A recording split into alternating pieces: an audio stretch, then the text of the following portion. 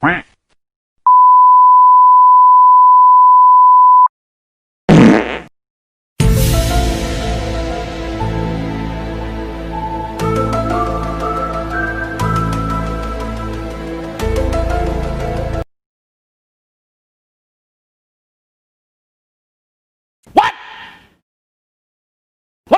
eso se le llama estrategia. Puta, casi la cago.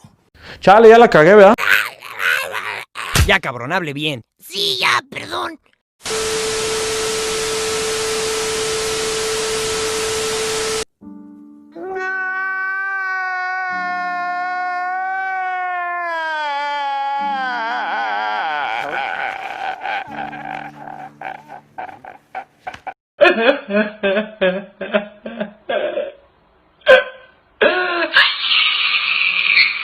Así que, veremos qué sucede. Estoy un poco nervioso.